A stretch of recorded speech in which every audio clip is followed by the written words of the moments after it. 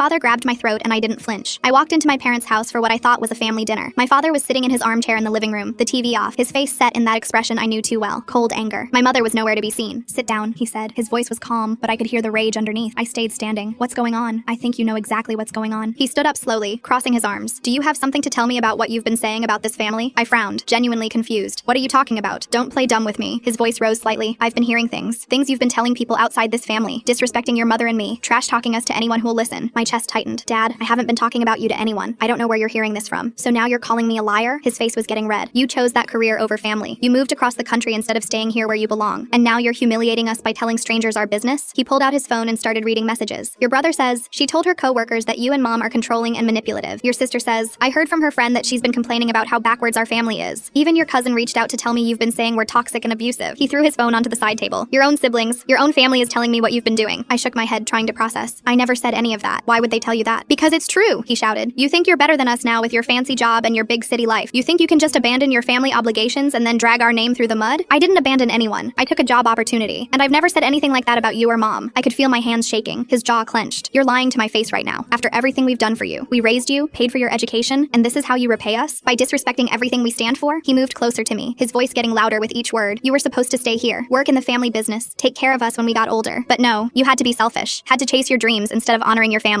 Dad, please, I haven't said anything bad about you. Someone is lying to you. Your own brother and sister wouldn't lie to me." He was screaming now, his face inches from mine. "They love this family. They respect this family. You're the one who turned your back on us." I tried to step back, but he followed. "Just admit what you did. Admit you've been talking behind our backs. Admit you think you're too good for us now." "I can't admit to something I didn't do." My voice was steady, but my heart was racing. He grabbed his phone again and pulled up more messages. "Here, your sister sent me screenshots. You supposedly told someone at work that I'm an overbearing father who never let you make your own choices. That your mother guilt trips you constantly. That we made your childhood miserable." Tears started forming in my eyes. Not because the accusations were true, but because my own siblings were destroying me. "I never said any of that. I don't understand why they're doing this. Stop lying." His face was bright red now, veins bulging in his neck. "I gave you everything and you spit in my face. You're an ungrateful, selfish child." I tried to move toward the door, but he blocked my path. "Where do you think you're going? We're not done here. Let me leave. I don't want to do this. You don't get to run away again." He grabbed my shoulders and shook me. "You're going to stand here and face what you've done." Fear shot through me. I shoved his hands away. "Don't touch me." "Don't touch you?" His laugh was bitter and cruel. "I'm your father. I can do whatever I want." I moved toward the door again, but he was faster. His hand shot out and grabbed my throat, not squeezing hard enough to choke me, but firm enough to hold me in place, enough to terrify me. I froze. He froze too, realizing what he'd just done. But instead of fear, something else washed over me. Clarity, calmness. I looked him directly in the eyes without flinching. In that moment, I saw him for what he really was. Not a father, just a man who thought control meant love. I reached up slowly and removed his hand from my throat. "I'm done," I said quietly. "You can disown me, hate me, believe whatever lies they told you, but I'm not your punching bag anymore." I walked to the door and he didn't follow, too shocked to move. "Don't bother calling. I'm done with all of you."